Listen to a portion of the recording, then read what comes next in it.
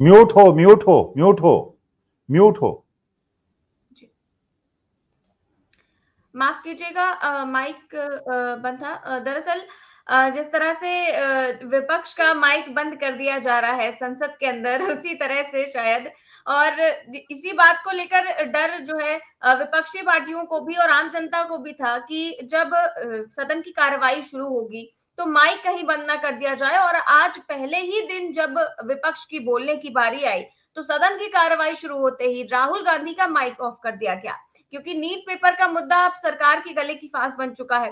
विपक्ष इस मुद्दे पर सरकार को लगातार घेर रहा है। वर्तमान में जो है वो संसद सत्र भी चल रहा है और इस सत्र में अगर नीट का मुद्दा ना उठाया जाए, ऐसा तो हो नहीं सकता। तो जो विपक्ष है वो ये चाहता है कि सरकार इस मुद्दे पर चर्चा करे और सरकार पर दबाव बनाया जा रहा है इस मुद्दे पर चर्चा को लेकर। और आज जो है एक बार फिर से नीट पेपर का जो मुद्दा है वो लोकसभा में उठाया गया और इस पर समय देने की मांग की गई, जिस पर स्पीकर ओम बिरला ने तुरंत समय देने से इनकार कर दिया और कहा कि आपको चर्चा के लिए आगे वक्त मिलेगा। दरअसल संसद के सत्र का आज 5वां दिन है और जब कार्रवाई शुरू हुई तो leader of opposition Rahul Gandhi उन्होंने सदन में नीट का मुद्दा उठाया और राहुल गांधी ने नीट पर चर्चा की मांग की। इस पर स्पीकर ओम बिरला ने कहा कि आप बाद में इस विषय को उठा सकते हैं जब राष्ट्रपति के अभिभाषण पर चर्चा होगी। इस दौरान राहुल गांधी ने माइक बंद करने की बात कही और जैसे ही ये बात शुरू हुई तो सदन में हंगामा शुरू हो गया। इसके बाद जब राज्यसभा में बारी आई मल्लिकार्जुन खड़गे के बोलने की, उन्होंने भी जब नीट का मुद्दा उठाया तो उनका भी माइक बंद कर दिया गया, जिसके बाद दोनों ही सदनों को स्थगित कर दिया गया और जमकर हंगामा भी हुआ। तो क्या कुछ हुआ है सदन में और क्या कुछ होने वाला है, इन तमाम चीजों पर हम चर्चा करेंगे। और इस चर्चा में हमारे साथ मौजूद हैं प्रोफेसर अखिल स्वामी सर। सर बहुत बहुत स्वागत है आपका। तो आप सर जिस तरह से देख रहे हैं कि पिछली बार भी यही होता था कि जो है माइक ऑफ कर दिया जाता था और इस बार आपने देखा कि पहले ही दिन जब विपक्ष की बोलने की बारी आई और शुरू में ही माइक ऑफ का मुद्दा उठाया गया और माइक ऑफ कर भी दिया गया, तो इसके बाद जो है खूब हंगामा भी हुआ। और क्या कुछ हुआ है एक बार मैं राहुल का और खड़गे का वीडियो सुनाना चाहूंगी। माइक मैं बंद नहीं करता हूं, पूर्व में भी आपको व्यवस्था दी थी, यहाँ कोई बटन नहीं होता। सर माइक तो दे दीजिए। मैं आपको पूर्व में बता चुका हूं कि आप विषय राष्ट्रपति भाषण में रखें। अभी आपका नहीं सर, कोई हम रिकॉर्ड में नहीं जाएगा, इसलिए मेरा आग्रह है उनको, हिंदुस्तान के जो स्टूडेंट्स हैं उनको हम जॉइंट मैसेज देना चाहते थे। हाँ दें आप। सुनिए, जॉइंट मैसेज देना चाहते थे ऑपोजिशन और सरकार के साइड से कि इस मुद्दे को हम ज़रूरी मानते हैं और इसीलिए हमने सोचा था कि आज स्टूडेंट्स की रिस्पेक्ट करने के लिए हम नीट पर डिस्कशन करें। ठीक है, आप डेडिकेटेड डिस्कशन। अब बात यह है कि दो फोर्सेस हैं, एक तरफ नहीं माने प्लीज। ओके, सभा पटल पर रखे जाने वाले पत्र आइटम नंबर 3 श्री अर्जुन मेघवाल जी परेशान है। सर नीट का एग्जामिनेशन बार 7 साल में 70 बार पेपर लीक होता है। I do not तो expect क्या है nothing will go on 7 record. साल में Nothing will go on record. 70 I am not getting no. Leader of the opposition is expected to confine to the issue. No, sir, sorry, sir. Sorry, please, sir. Sir, बैठिए. Please. Take your seat. Take your seat. Nothing will go on record. Dr. Jitendra Singh.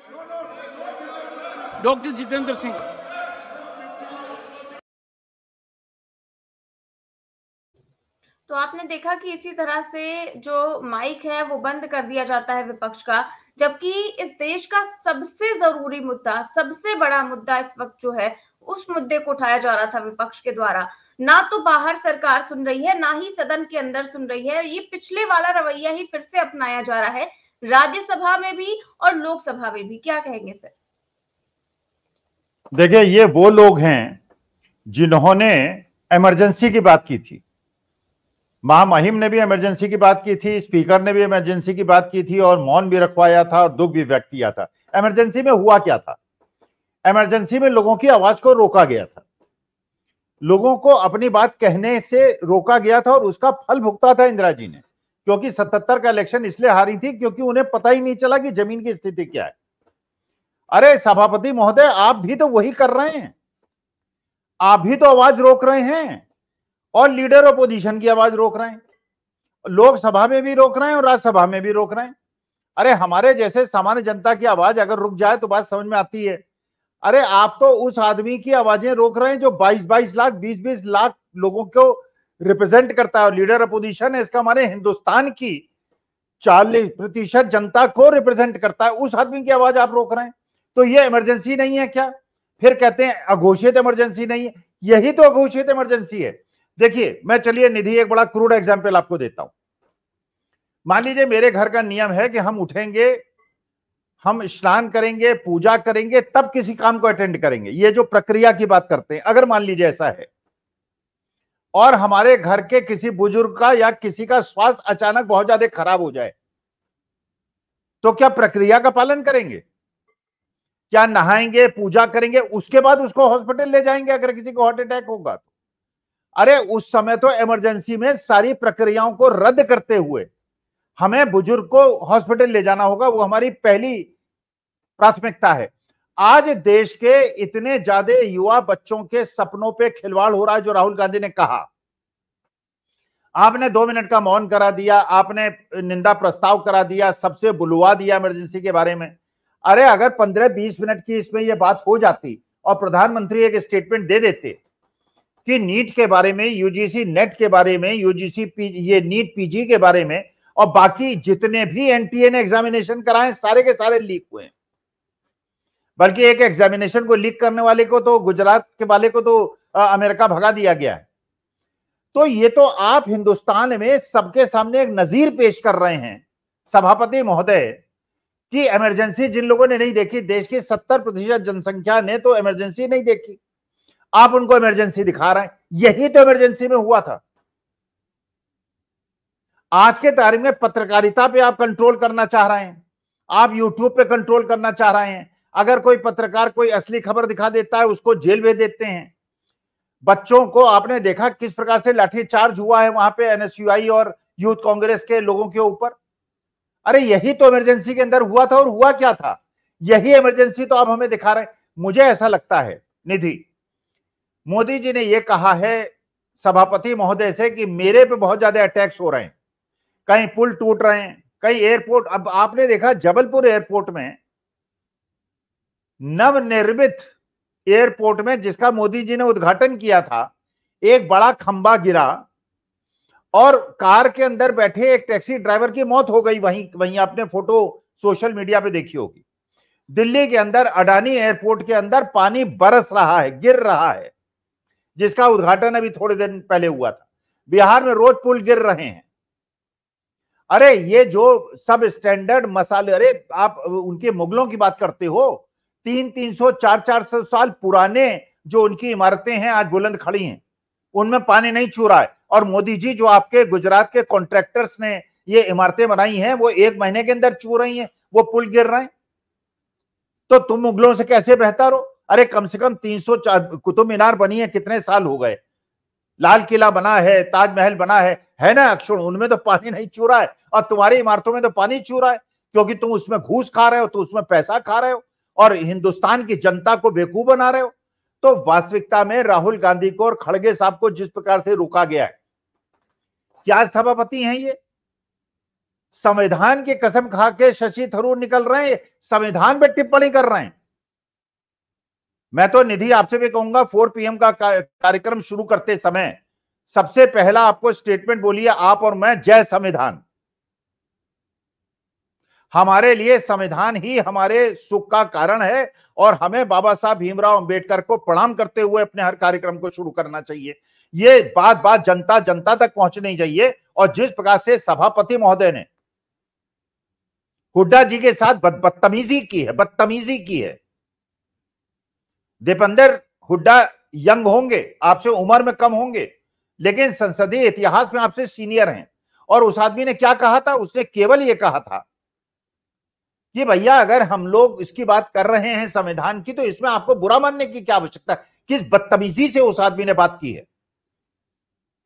अरे वो एक सांसद हैं, रोहतक की जनता ने उनको जिताया है, वो हमारे हरियाणा की आन बान शान है, उनके साथ इस तरह की बदतमीजी, तुम तड़ाका तू तड़ाका आप कर रहे हैं, आप कह के आप संबोधित नहीं कर सकते एक सम्मानित सांसद को। तो ये बेहुदगी है, ये बदतमीजी है, ये बिल्कुल मर्यादाओं के अगेंस्ट है और इमरजेंसी के बड़ी इमरजेंसी है ये। बिल्कुल सर, और जिस तरह राज्यसभा में जब कांग्रेस अध्यक्ष पेपर लीक पर बात कर रहे हैं और सभापति महोदय कह रहे हैं कि ये सब कुछ रिकॉर्ड में नहीं जाएगा, तो युवाओं के मुद्दे अगर रिकॉर्ड नहीं किए जाएंगे तो फिर आखिर क्या रिकॉर्ड किया जाएगा? भाई असल में इनको युवाओं से कोई मतलब ही नहीं है, इनको देश की अगली जनरेशन को से कोई मतलब, ये चाहते हैं देश की अगली जनरेशन कांवड़ लेके यात्रा निकाले।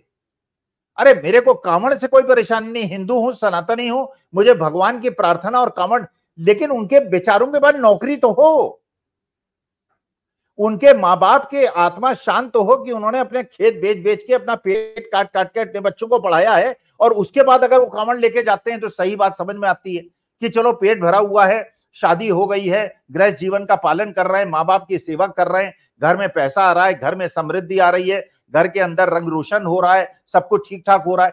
अरे जब तुम देख रहे हो कि बेरोजगारी की तुमने इंतहा कर दी है हिंदुस्तान के अंदर, तुमने महंगाई जो है परम सी, अब देखिए जियो वालों ने क्या किया है, निधि आपको पता ही होगा, इलेक्शन तक चुप रहे, इलेक्शन तक खूब बेवकूफ बनाया और कहा कि राहुल गांधी अडानी अंबानी की बात क्यों नहीं कर रहे हैं। आज आप जियो का, एयरटेल का और सबका टैरिफ जो है बढ़ गया। अब करो हिंदू मुसलमान, देश की जनता करे हिंदू मुसलमान, जो हिंदू मुसलमान के नाम पे वोट देती है ये हिंदू है कि मुसलमान है? जियो वाले क्या है, हिंदू है ना? आप ये बताइए, नीट पेपर में जितने लोगों का नाम आ रहा है, क्रूड बात कर रहा हूं, हिंदू होने के बावजूद कर रहा हूं, नीट पेपर में लीकेज में जितने लोगों का नाम आ रहा है उसमें कितने सिख हैं, कितने मुसलमान हैं, कितने क्रिश्चियन हैं और कितने हिंदू हैं? 100% हिंदू है। जितने लोग देश की संपत्ति छोड़ के भागे हैं, लेके भागे हैं, बैंक का पैसा लेके भागे हैं, किसी का नाम ले लीजिए आप, 40-45 नाम है, उनका लिस्ट उठा के देख लीजिए, कितने सिख हैं, कितने मुसलमान हैं, कितने क्रिश्चियन हैं और कितने हिंदू हैं, और हिंदुओं में कितने सवर्ण हैं और कितने बैकवर्ड हैं और कितने शेड्यूल कास्ट शेड्यूल ट्राइब हैं, सारे के सारे सवर्ण हैं। तो हिंदुत्व के नाम पे देश को बेवकूफ बना रहे हो तुम, यहां नहीं बोलने देते। और वहां तुम्हारे जबान में दही जम गई थी जब वो बरेली का सांसद जो है वो हिंदू राष्ट्र की बात कर रहा था, वो संविधान के अगेंस्ट नहीं है, फिर कहते हो कि हम लोग संविधान के अगेंस्ट काम नहीं करते। हिंदू राष्ट्र की बात कहना और उसका नारा लगाना संसद के अंदर, ये संविधान के अगेंस्ट नहीं है क्या? और अगर एक दलित नेता, एक उभरता हुआ नेता चंद्रशेखर आजाद कोई बात कहता है या पप्पू यादव कहते हैं, तो किरण रिजिजू जैसे गौमांस खाने वाले पप्पू यादव को टोकेंगे? आपने संसद को तो कम से कम, जो हमारे लोकतंत्र का मंदिर है उसमें तो इमरजेंसी मत लागू करो भाई। वहां लाठी मार रहे हैं, बच्चों के सिर फोड़ रहे हैं, उनके वो कर रहे हैं, बच्चे परेशान हैं। अगर वो आंदोलित है, पहले कह रहे थे एजुकेशन मिनिस्टर कोई लीकेज नहीं हुआ, अब तो महामहिम राष्ट्रपति अपने उद्बोधन में कह रही है कि लीकेज हुआ है, और तार फैलते चले जा रहे हैं, पूरे हिंदुस्तान के हर राज्य में चलते चले जा रहे हैं। ऐसी बेईमान सरकार, ऐसी भ्रष्ट सरकार, ऐसी बच्चों के विरोधी सरकार, युवा विरोधी सरकार, ऐसी किसान विरोधी सरकार, स्पीकर महोदय को खुद रिजाइन कर देना चाहिए। उनको एक दिन अपने पद पे बने बैठे रहने का कोई अधिकार नहीं है। He should be suspended. इनको निकाल देना चाहिए। जिस प्रकार इन्होंने दीपेंद्र हुड्डा से बात की है और आज इन्होंने राहुल गांधी का और राज्यसभा के अंदर इन्होंने खड़गे साहब का माइक म्यूट किया है, they should be suspended and they should be taken to task. जी सर, और बिल्कुल सर, लोग यही कह रहे हैं, मैं देख रही हूँ तमाम सोशल मीडिया पर यही चर्चा चल रही है कि आखिरकार ओम बिरला को हुआ क्या है, क्या इस बात को लेकर घमंड आ गया है कि उन्हें फिर से स्पीकर बना दिया गया है? जो पहले दिन ही वो तेवर दिखाने लगते हैं, दूसरे दिन इतनी जो है ओछी तरह से बात करते हैं एक सांसद से, और इसके बाद तीसरे दिन माइक ऑफ कर देते हैं। तो लगातार उनकी ये सारी चीजें चल ही रही हैं। फिलहाल राहुल गांधी का सर एक और बयान आया, संसद के बाहर का बयान है, मैं एक बार सुनवाना चाहूंगी। के जो फ्लोर लीडर्स हैं, सबकी मीटिंग हुई और यूनानिमस था कि आज हमें नीट का जो इशू है उस पर डिस्कशन चाहिए। हिंदुस्तान के स्टूडेंट से मैं कहना चाहता हूं, ये आपका इशू है और हम सबको लगता है, इंडिया गठबंधन को लगता है कि आज सबसे जरूरी बात आपकी है, क्योंकि आप हिंदुस्तान के भविष्य हो। तो हमें लगा कि यहाँ पे पार्लियामेंट हाउस में नीट पे डिस्कशन हो और उसके बाद प्रेसिडेंट्स एड्रेस हो पाए। और मैं रिक्वेस्ट करता हूँ प्रधानमंत्री जी को कि ये युवाओं की इशू है और अच्छी तरह प्यार से डिस्कशन होना चाहिए, रिस्पेक्टफुली डिस्कशन होना चाहिए। हम रिस्पेक्टफुली करेंगे, आप भी डिस्कशन में ज्वाइन कीजिए, आप भी भाग लीजिए और रिस्पेक्टफुली, क्योंकि ये युवाओं का मामला है। तो हम चाहते हैं युवाओं को मैसेज मिले, घबराए हुए हैं, उनको ये नहीं मालूम कि क्या होने वाला है नीट में। तो पार्लियामेंट से मैसेज जाना चाहिए, उनको भरोसा मिलना चाहिए कि हिंदुस्तान की सरकार और हिंदुस्तान का ऑपोजिशन एक साथ मिलकर स्टूडेंट्स की बात कर रहा है। तो ये आपको बताना चाह रहा हूं। सर, परीक्षा स्थगित करने। थैंक यू जी। सर, राहुल गांधी तो मैसेज देना चाहते हैं। वो कह रहे हैं कि मैं तो ये चाहता हूं कि ये मैसेज युवाओं में जाए कि हिंदुस्तान की सरकार भी और विपक्ष भी मिलकर छात्रों के बारे में बात कर रहे हैं। वो ये भी कह रहे हैं कि प्रधानमंत्री जी इस मुद्दे पर शामिल हो, इस चर्चा में शामिल हो। क्या लगता है आपको सर? अब तो धर्मेंद्र प्रधान ने कह दिया है कि हम चर्चा के लिए तैयार हैं। आपको लगता है कि प्रधानमंत्री जी इसमें शामिल होंगे चर्चा में? नहीं, होना चाहिए। होंगे कि नहीं होंगे, देखिए उनकी कार्यप्रणाली, उनके पर्सनालिटी का अगर आप अध्ययन करेंगे तो ऐसा कुछ नहीं करेंगे। वो आएंगे, अपना 2-4 सेकंड संसद के बाहर बोलेंगे और उसके बाद बात जैसे मणिपुर के अंदर बोलने के लिए तैयार नहीं है। अरे आपने जब महामहिम को लिख के दिया, नॉर्थ ईस्ट के बारे में कह रहे थे कि शांति स्थापित की मेरी सरकार ने, मणिपुर के अंदर हुआ है वो शांति स्थापित है। अरे आप सोचिए निधि, जिस चीज के 2 महीने पहले इनॉग्रेशन हुए हैं वो छतें टूट रही हैं, पानी बह रहा है, और वहां पे क्या हालत है आज एयरपोर्ट्स के अंदर। एयरपोर्ट्स के अंदर जो बुजुर्ग लोगों को ले जाते हैं बिठा के, वो क्या कहते हैं उसको, उसमें कितने पैसे चार्ज कर रहे हैं? इतने पैसे चार्ज कर रहे हैं जितने हवाई जहाज के टिकट लग रहे हैं। पार्किंग के रेट्स बढ़ा दिए, हर चीज के रेट्स बढ़ा दिए, जनता को लूटा जा रहा है। एक तो जनता के पास आमदनी नहीं है। तो देखिए मोदी जी जो हैं, अब धीरे धीरे, अब वो लोग भी जो भक्त थे पूरी तरह से, जो पूरी तरह से मोदी जी का समर्थन करते थे, आज के तारीख में वो भी सोच रहे हो क्या रहा है भाई। किसी चीज पे एक चीज ऐसी नहीं है जिसपे इन्होंने ये कह सके कि हमने अच्छा काम किया। पहले कहते थे कि साहब गडकरी की जी के जमाने में बड़ा अच्छा काम हुआ है, सड़कें बड़ी अच्छी बनी है, ब्रिजेस बहुत अच्छी बने। अरे सड़कों और ब्रिजेस का करे क्या जब वो धंस रहे हैं, तो जब वो टूट रहे हैं और लोगों की मौत हो रही है, और चाहे दिल्ली एयरपोर्ट हो, चाहे जबलपुर एयरपोर्ट हो, चाहे अयोध्या एयरपोर्ट हो, चाहे अयोध्या का मंदिर हो। आज तो मैंने देखा सोशल मीडिया पे, सच है कि गलत मुझे नहीं पता है, कि मंदिर के प्रांगण में आसपास सीवर का पानी जमा है। शर्म आनी चाहिए लोगों को। भगवान श्री राम के चरणों का स्पर्श शुद्ध पानी से होना चाहिए कि सीवर के पानी से होना चाहिए? आप बताइए। मेरी तो सनातनी भावना को ठेस पहुंच रही है, और ये सनातनी भावना को ठेस कौन पहुंचा रहा है? ये दुष्ट लोग पहुंचा रहे हैं। इनको अपने को हिंदू कहने पे शर्म आनी चाहिए। हिंदू नहीं है ये लोग, ये धूर्त हैं। जरा से पैसा खाने के चक्कर में आप जमीन बेची। वो पता चला ट्रस्ट वालों ने 1 करोड़ की जमीन खरीदी और एक किसी आदमी ने ट्रस्ट को 16 करोड़ की बेच दी। 15 करोड़ खा गए, और ट्रस्ट क्योंकि हमारे पैसे से बना था, उस ट्रस्ट पे हेरा फेरी कर ली। पूरा का पूरा ये जो ओपी राजभर साहब हैं, उनके एक विधायक का नाम आ रहा है कि वो सबसे बड़े सरगना है इस नीट पेपर लीक के। बड़ा वो पीला दुपट्टा पहन के अपना घूमते रहते हैं। और ये नीतीश कुमार, धिक्कार है नीतीश कुमार पे, धिक्कार है चंद्रबाबू नायडू पे, धिक्कार है एकनाथ शिंदे पे और चिराग पासवान पे। अगर इस बावजूद, अगर आप इस भ्रष्ट और इस ऐसी सरकार जो लोकतंत्र में बिलीव नहीं करती है, जो संविधान में बिलीव नहीं करती है, जो संविधान की जय बोलने पे लोगों का टोका टाकी करती है।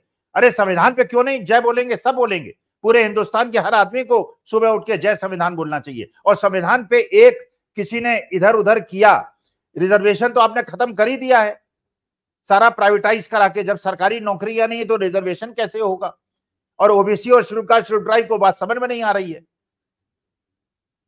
अब 15,000 की नौकरी करके बच्चे पाल पाओगे? अपने बच्चों को स्कूल पढ़ा पाओगे? अब उनका मेडिकल ट्रीटमेंट करा पाओगे? प्राइवेट सेक्टर में तो यही तनख्वाहें होती हैं। कोल इंडिया में मिलता है 1 लाख रुपए, और वही कोल इंडिया जब प्राइवेटाइज होती है तो वो प्राइवेट सेक्टर मिलते हैं 20,000 रुपए। आप जो है पेंशन बंद कर दो और अपने आप पेंशन ले लो, मेंबर ऑफ पार्लियामेंट पेंशन ले ले और बाकी देश की जनता पेंशन ना ले, वो भूखी मरे। और ये जो दुष्ट लोग हैं, ये जो है बड़ी बड़ी 10-10 करोड़ की कार में घूमे और हम लोग जो है बस में ट्रेवल करने योग्य ना रहे। जी सर, और इस बीच एक अच्छी खबर आ रही है कि हेमंत सोरेन को जमानत दे दी गई है, जमानत मिल गई है। हालांकि आपने देखा था कुछ दिन पहले केजरीवाल को भी जमानत मिल गई थी, लेकिन ईडी ने अड़ंगा डाल दिया। अब ये हेमंत सोरेन को मिलती है कि नहीं मिलती है, ये देखने वाली बात होगी। फिलहाल इस फैसले पर क्या कहेंगे सर आप? नहीं, देखिए, जमानत तो मिलनी ही थी, फर्जी केस था, हेमंत सोरेन पे फर्जी केस था, जैसे अरविंद केजरीवाल पे फर्जी केस है, फर्जी केस था। और ये केवल इलेक्शन तक इनको रोका गया था कि इलेक्शन में बाहर ना निकल पाए। कांग्रेस के खातों को रोक दिया गया था, उनके पैसे रोक दिए गए थे, नेताओं को जेल भेज दिया गया। अरे यही तो इमरजेंसी है, यही तो इमरजेंसी। और क्या होती है इमरजेंसी?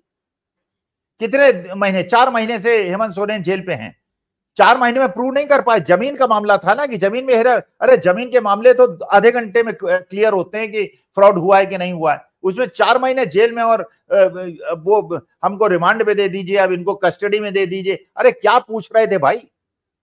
सब तो कागज में है, सब कुछ तो आजकल बिल्कुल अवेलेबल है। 4 महीने आपने हेमंत सोरेन को परेशान किया। चलिए, हेमंत सोरेन की पत्नी जीत गई, हेमंत सोरेन हीरो बन के निकल आए। अरविंद केजरीवाल को आपने मौत के दरवाजे पे, बिल्कुल चेहरा काला पड़ा हुआ है उस आदमी का, आप उसे मारने पे उतारू। इंदिरा गांधी ने मारा तो नहीं था, मैं तो गया था ना लखनऊ जेल में अपने रिश्तेदारों से मिलने जो जेल के अंदर थे इमरजेंसी में, मस्ती हो रही थी। यहां तो इंसुलिन नहीं देने दे रहे हैं उसको, खाने नहीं दे रहे हैं उसको, मार रहे हैं। ऐसा तो इमरजेंसी में भी नहीं हुआ जो आज की तारीख में हो रहा है कैदियों के साथ।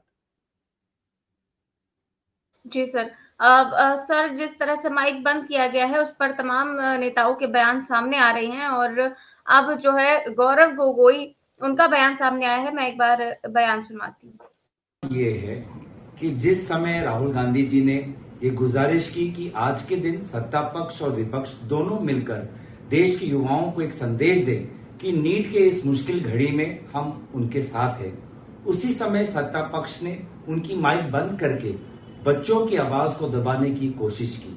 हम चाहते हैं कि नीट पर एक सकारात्मक चर्चा हो और इसीलिए जब सरकार ने मना किया तो आज हमने पार्लियामेंट के अंदर विरोध जताया। ये पार्लियामेंट सबका है और नीट के विषय पर सरकार को जवाबदेही होना चाहिए, ये हमारी मांग है। तो सर, ये जो है मांग की जा रही है नीट को लेकर, और आपसे एक दर्शक ने सवाल पूछा है कि सर, क्या आपको लगता है कि ओम बिरला को पता भी है कि लीडर ऑफ अपोजिशन होता क्या है? पिछले टर्म में तो लीडर ऑफ अपोजिशन था ही नहीं, जैसे पीएम वैसे स्पीकर नजर आ रहे हैं।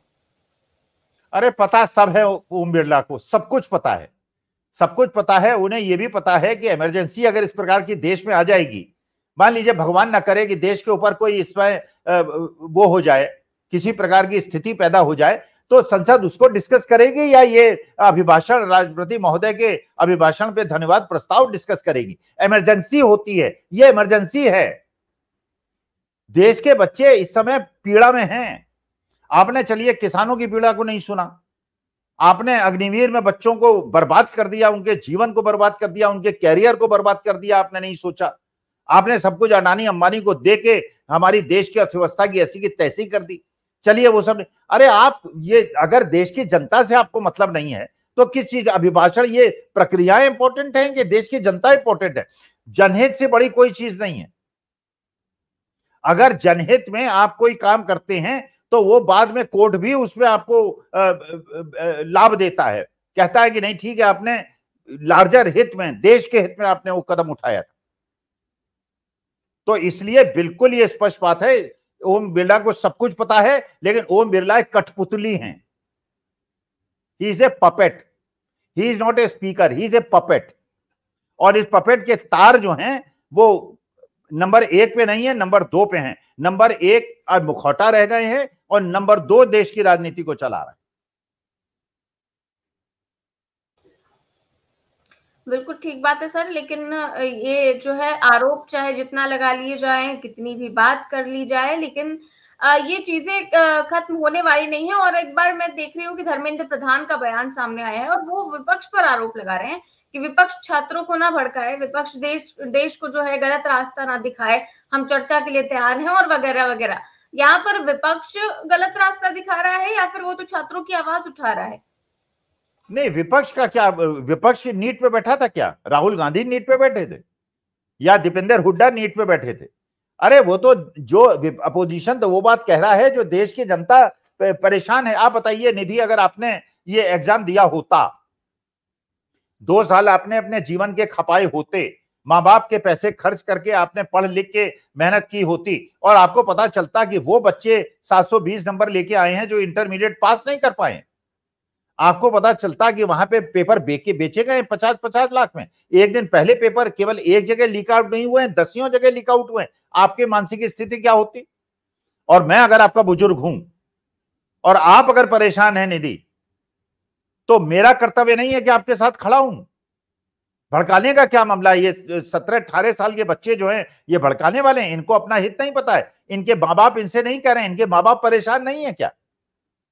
आप किसी माँ बाप से बात कर लीजिए जिनके बच्चे यूजीसी, मेरे पास कल एक फोन आया, वो पीजी उसमें नीट में उनका बेटा एग्जाम दे रहा है, चेन्नई से फोन आया, वो कह रहे हैं इतना परेशान है, हमको समझ में नहीं आ रहा है कब पेपर होगा। अब अगर हम उनसे सहानुभूति कर दे तो हम उन्हें भड़का रहे हैं। अब किसानों को अगर आपने 13 महीने परेशान किया, उनकी आंखें फोड़ी, उन पर अश्रु गैस छोड़े, तो हम उन्हें भड़का रहे हैं। अग्निवीर की जीवन बर्बाद कर दिया आपने, तो हम उन्हें भड़का रहे हैं। सब कुछ अगर आप अडानी अंबानी को दे देंगे तो हम उन्हें भड़का रहे हैं। अरे हम तो देश की समस्याओं को आपसे कह रहे हैं महाराज सुन लो, जबरदस्ती थोड़ी करना है। संसद के अंदर केवल यही तो कह रहे हैं कि इस पर चर्चा करा लो, बता दो क्या करना चाह रहे हो, क्या करोगे। पहले कह रहे थे धर्मेंद्र प्रधान कोई गड़बड़ी नहीं हुई, अब वो सीबीआई कह रही है कि महा गड़बड़ी हुई है, और जो इसका डीजी था वही इसका करता धरता था, उसको आपने दंड भी नहीं दिया, उसको सस्पेंड भी नहीं किया, आपने केवल उसको ट्रांसफर कर दिया, क्योंकि उसके अंदर राज छिपे, बड़े बड़े मंत्रियों के कनेक्शंस निकलेंगे अगर उस आदमी को नार्को टेस्ट होगा उसका तो। और छोटा कोई आदमी ये करता होता तो छोटे आदमी का इनकाउंटर कर देते अभी तक आप। बड़े बड़े आईएएस अफसर जो बड़े बड़े राजनीतिज्ञ हैं, अब ओपी राजभर से तो नहीं कहेंगे कि ना कि आप एनडीए गठबंधन से बाहर चले जाइए क्योंकि आपका विधायक इस रैकेट का सरगना है। और जो सरगना है एनडीए रैकेट के, वो सम्राट चौधरी और बड़े बड़े जनता दल यूनाइटेड के नेताओं के साथ उनकी फोटो जाहिर हो रही है, तो तेजस्वी यादव की तरह उसको ले गए। जैसे तेजस्वी यादव जो है वो नीट चला रहे हैं, वो ग्रेस मार्क्स दे रहे हैं। अरे जिसने पेपर लीक किया, जिसके हाथ में व्यवस्था थी, वो दोषी है कि तेजस्वी यादव को पकड़ लिया इसलिए कि वो साहब डाइवर्ट हो जाए। देश की जनता को मूर्ख समझते हैं क्या? चलिए डिस्कशन करा लीजिए, तेजस्वी यादव को भी डिस्कस करा लीजिए।